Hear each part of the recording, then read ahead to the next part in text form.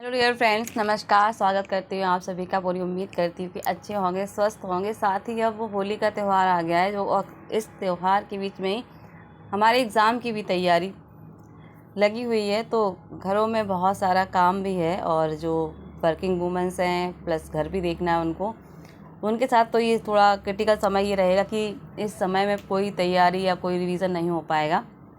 लेकिन इसी समय को हमें स्मार्ट तरीके से यूज़ भी करना है। बहुत लंबे समय तक हम किचन में हैं तो फ़ोन का बहुत अच्छा सदुपयोग हो सकता है। कोई भी क्लास, यदि आप कोई ऑनलाइन क्लास ले रहे हैं या आप यूट्यूब पर प्रॉपर वीडियो देख रहे हैं, जो भी आपकी पसंद की क्लास हो, तो उसको आप आराम से रखकर लंबे समय तक किचन में क्लास को सुन सकते हैं। अगर नहीं देख सकते हैं तो एटलीस्ट जो कानों में आवाज़ जाएगी। यदि आप 50 प्रश्नों को देख रहे हैं तो कम से कम 5 प्रश्न तो आपको क्लियर हो ही जाएंगे। ये मोटी बात। कल एक मैंने नोट्स डाला था कबीर की, पूरा जो मेरे बने हुए थे, थोड़े पहले के नोट्स हैं। ये नोट्स तब के हैं जब KVS का एग्ज़ाम मैंने दिया तब मैंने बनाए थे। तो वो नोट्स वाकई में काफ़ी डीपली है। तो मधुजा जी का कमेंट आया कि इतना डीपली आपका नोट्स देख के मैं हतोत्साहित हो गई। तो ऐसी आवश्यकता बिल्कुल भी नहीं है, हतोत्साहित होने की तो बिल्कुल भी ज़रूरत नहीं है। आपको तो ये करना चाहिए कि उसको लगभग 2 से 3 बार आप देखेंगी। हो सकता है इतना समय ना हो कि आप उसको लिखें।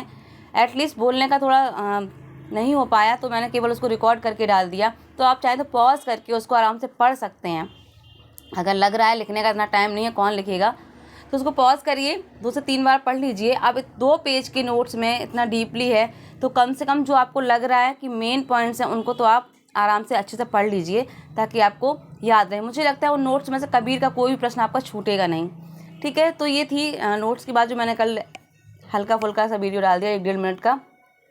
अब यहाँ पर समस्या सबसे ज़्यादा यही आती है कि इतना सारा कुछ है दिमाग में, कैसे रुके, कुछ रुकता ही नहीं है, पता ही नहीं, सब कुछ साफ़ है। तो इन सब को सोचने की ज़रूरत नहीं है। केवल अपना प्रयास ये करना है कि कोई कुछ भी हम यदि पढ़ रहे हैं तो थोड़ा चिंतन और मनन के साथ पढ़िए। मुझे लगता है कि यदि आप 4 से 5 साल की तैयारी कर रहे हैं और इस टाइम में केवल चिंतन मनन की आवश्यकता होती है। यदि चीज़ आंखों के सामने से आपने कुछ निकल गई, पढ़ा है आपने, तो वहाँ थोड़ा सा एनालाइज करेंगे तो चीज़ें अच्छे से क्लियर हो जाएंगी। याद तो करना बच्चों का काम होता है, मुझे लगता है बड़े लोग चीज़ों को याद नहीं रखते, केवल समझते हैं और चिंतन मनन करते हैं। तो यही है कि इस त्यौहार में समय का अच्छे से सदुपयोग भी कर सकते हैं। अब ये नहीं कह सकते कि सबके साथ है, ऐसा नहीं है कि केवल आपके साथ या हमारे साथ ही है। समस्याएं, काम धाम सबके साथ बराबर उतना ही है जितना आपके साथ है। तो यहाँ पे बस थोड़ा सा अपने थोड़े से समय के लिए सेल्फिश बनना है, यानी कि पहले अपना काम देखना है पढ़ाई वाला, उसके बाद घर के और कामों को देखना है। तो यहाँ पे थोड़ा सा मजबूत होना पड़ेगा खुद के लिए भी कि जो चीज़ें मेरे लिए ज़रूरी हैं पहले हम उनको कर लें, उसके बाद हम और काम को कर लेंगे। करना तो सभी है, पहले अपना काम बाद में और काम। तो यहाँ पर TGT PGT को लेके काफ़ी सारे ऐसे कमेंट्स भी होते हैं जो लगता है कि बहुत ज़्यादा परेशान है, 40 दिन का पूरा गैप हो गया है, पढ़ाई नहीं है, बैकलॉग इकट्ठा हो गया है। तो उतना एफ़र्ट डालना है आपको, उतना एफ़र्ट डालना है कि अगर आपका इतना दिन का बैकलॉग बन चुका है, आपने पढ़ाई नहीं, किताब छुई नहीं, कुछ किसी भी कारण बस हो, कहते हैं ना कि एग्ज़ाम में जब हम बैठे होंगे तो कोई भी कारण काम नहीं आएगा, केवल हमने जो पढ़ा है वही काम आएगा। तो एफ़र्ट उतना करिए कि जितना उधर आपने छोड़ा है उसको 2-2 घंटे और बढ़ा दीजिए। जहाँ आप 2 घंटे पढ़ रहे हैं वहाँ 4 घंटे, जहाँ 4 घंटे पढ़ रहे हैं 6 घंटे।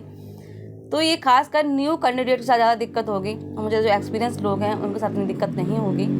तो यही है, त्यौहार को भी स्मार्ट तरीके से सेलिब्रेट करिए और उसके साथ साथ पढ़ाई को तो बिल्कुल विराम दीजिए मत। भले ही 1 घंटा पढ़ें 3-4 दिनों में, लेकिन पढ़िएगा ज़रूर। चाहे आप अपनी यूट्यूब से पढ़ें या अपनी ऑनलाइन जो भी आपके नोट्स है उससे, जैसे आपको सूटेबल लगे। बस मैं बार बार एक ही चीज़ कहती हूँ, भले ही आप 50 प्रश्न प्रतिदिन पढ़ें, 100 प्रश्न प्रतिदिन पढ़ें, लेकिन पढ़ें ज़रूर। बैक मतलब कहते हैं ना कि छूटना नहीं चाहिए, कंटिन्यूटी बनी रहनी चाहिए। तो बस वही कोशिश करिएगा, बाकी तो सब हरी इच्छा। तो स्वस्थ रहिए, मस्त रहिए। होली की हार्दिक शुभकामनाएं, ख्याल रखिएगा। नमस्कार, जय हिंद, जय भारत।